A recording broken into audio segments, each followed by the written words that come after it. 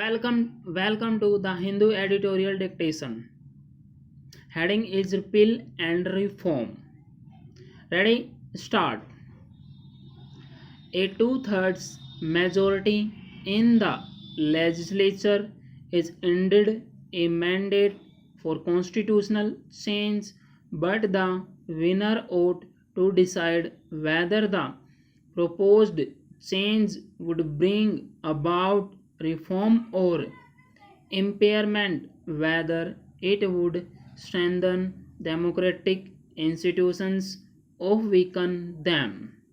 In his first address to the newly elected parliament, Sri Lanka President Gotabaya Rajapaksa has predictably declared his intention to repeal the landmark 19th Amendment to the Constitution and thereafter to work towards a new constitution.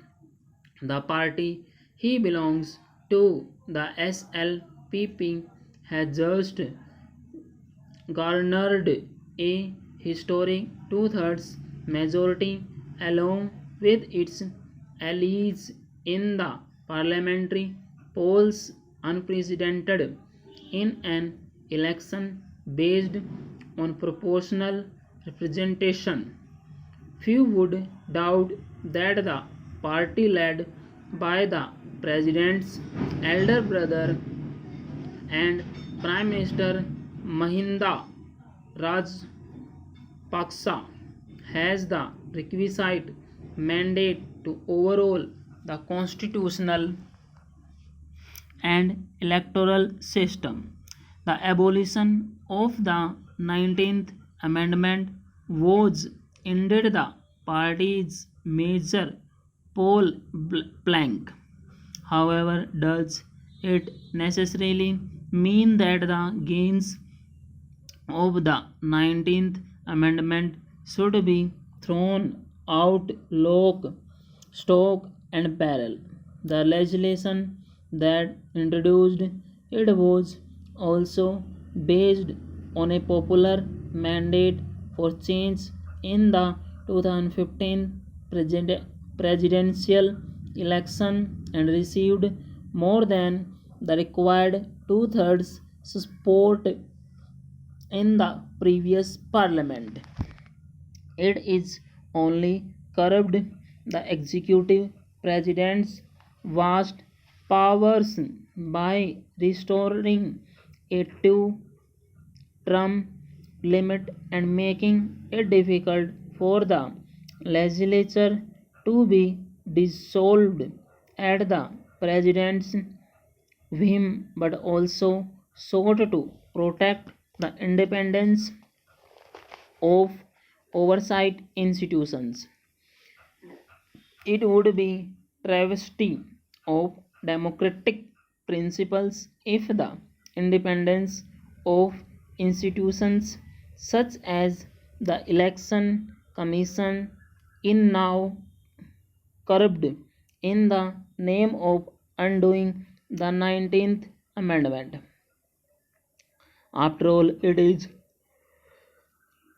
now recognized that the largely peaceful and orderly polling was only because of the EC's autonomy, if not for nothing else but as an acknowledge of the free election that enabled it to get a massive mandate. The ruling party should seek to prove its detractor wrong by preserving the democratic gains of the amendment. Full stop. Further, the plan to rewrite the constitution under the rubric of a one country, one law principle should not be at odds with the urgent need for a new inclusive constitution that would put the country on the path of equality and reconciliation. Full stop. The president's address was also notable for the absence of any reference to ethnic minorities. For long, Sri Lanka leaders have maintained that they can give little by way of constitutional concessions to the minorities without the consent of the majority Sinhals. Full stop. Giving the dependence of the Rajpaksas on the majority, it is possible to look at the president's remarks on the proposed constitution in the spontaneous sense of moving away from the concept of devolution, while the abolition of the executive presidency appears no more realistic.